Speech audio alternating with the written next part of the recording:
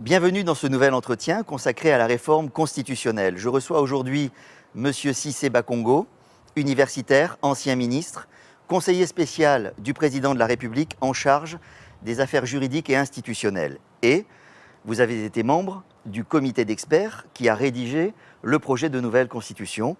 Bonjour M. Bakongo. Bonjour monsieur. Vous êtes donc bien la personne indiquée pour nous éclairer sur toutes les questions qui se posent autour de cette constitution. Merci de nous recevoir.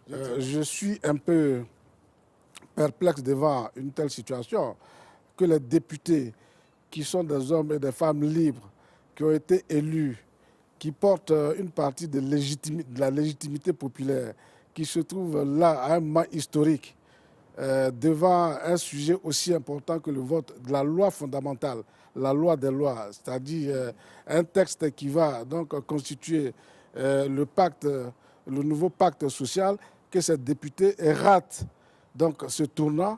Je suis perplexe.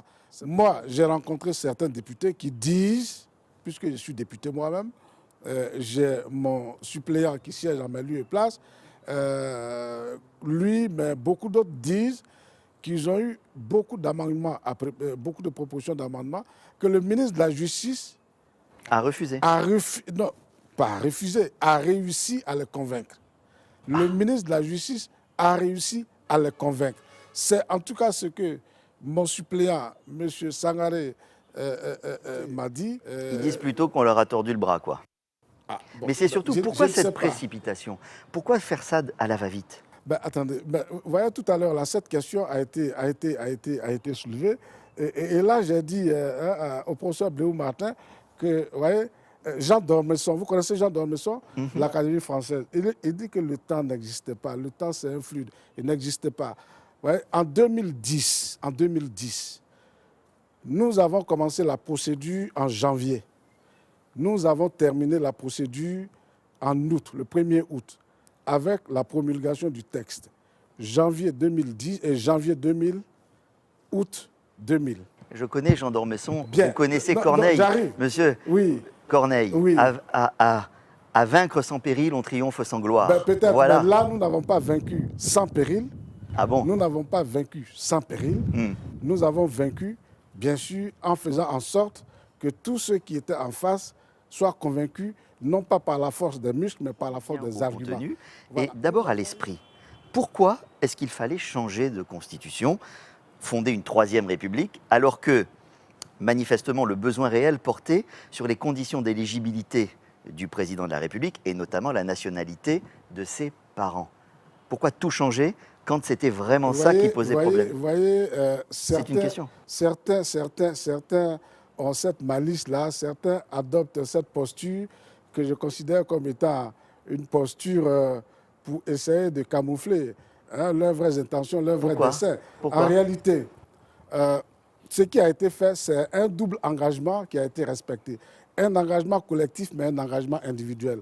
Engagement collectif, lorsque en 2002, notre pays a connu la situation qu'il a connue, que nous avons été obligés d'aller tous à Marcoussis, tous les acteurs majeurs de la vie politique ont décidé à Marcoussis de passer à autre chose, c'est-à-dire de modifier l'article 35, de modifier la Constitution en y extirpant vraiment toutes les dispositions qu'on a considérées comme étant des dispositions conflictuelles. Il y a une procédure qui a été choisie, qui est un peu complexe et qui a été un peu secrète. Il y a eu des consultations assez larges qui ont été menées, mais on n'en a pas su grand-chose. Il y a eu le comité auquel vous avez appartenu, qui a rédigé le projet de constitution. Il travaillait dans le plus grand secret. Et là, on a un Parlement, on ne connaissait même pas les amendements qui étaient proposés. En 24 heures, l'affaire est pliée. Et maintenant, c'est le peuple qui va décider. En 2000, tout le peuple de Côte d'Ivoire a été associé à la procédure d'élaboration de la Constitution.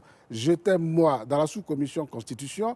J'ai rappelé tout à l'heure au professeur Bléou Martin que Bléou Martin était dans la sous-commission Constitution, que Vaudier était dans la sous-commission Constitution, Vaudier, que Denis Segui était dans la sous-commission Constitution, et donc que Ouraga Obou était... Vous voulez nous donner tous les noms? C'est que la Côte d'Ivoire compte de crème en tant que juriste, en matière de droit. Tout le monde était donc associé. Malheureusement, La Constitution de 2000 a donné ce qu'elle a donné. Les Ivoiriens de la rue, est-ce que vous pensez qu'ils y comprennent quelque chose ou qu'ils se sont appropriés le texte? Écoutez, ce sont les Ivoiriens Ou est-ce de que la vous rue, comptez sur le débat? malheureusement, les Ivoiriens de la Vous rue, comptez sur le débat malheureusement, constitutionnel? ne pourront pas rédiger, ne pourront jamais rédiger une constitution. Les Ivoiriens Mais de la c'est rue. eux qui vont voter à la fin. Donc Bien il faut sûr, quand même qu'ils savent sur quoi ils vont oui, voter. ben, bien sûr. Quand on dit l'inclusion du peuple, c'est ça? Ben oui, Il faut quand même l'aider à... Nous, hein, sans prétention intellectuelle ou bien politique, sans aucune prétention, voilà, notre rôle, mais également les cadres politiques, notre rôle, c'est de faire en sorte d'expliquer aux Ivoiriens ce que contient la Constitution. Alors justement, il se pose la question à cause de ça, et si vous ne voulez pas que le débat constitutionnel référendaire soit pollué par cette question, ce serait bien que ce soit clarifié. Ben, c'est clarifié. Il est dit que le président de la République est élu pour 5 ans. Il est rééligible une seule fois. Bien. Oui, mais là, c'est une nouvelle constitution.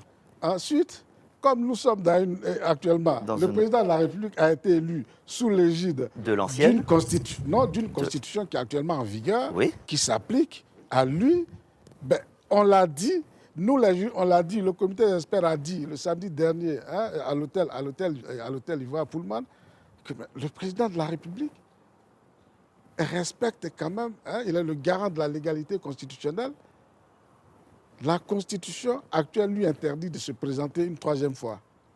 La Constitution actuelle. La Constitution actuelle lui interdit de se présenter une 3e fois. Mais il ne faut pas considérer que la nouvelle Constitution va balayer tous les effets de l'ancienne Constitution. Jamais, ce n'est pas comme ça. Sinon, ce serait le chaos. C'est ça la clarification. C'est-à-dire un texte qui arrive, il balaye les effets du texte précédent. Non. Quand on parle de clarification, c'est ça. Mais le président l'a dit. Il faut rassurer. Mais il a dit qu'il ne se présentera plus. Mais vous voulez qu'on rassure comment? La nouvelle Constitution, c'est clair aussi. En tout cas, vous le dites clairement.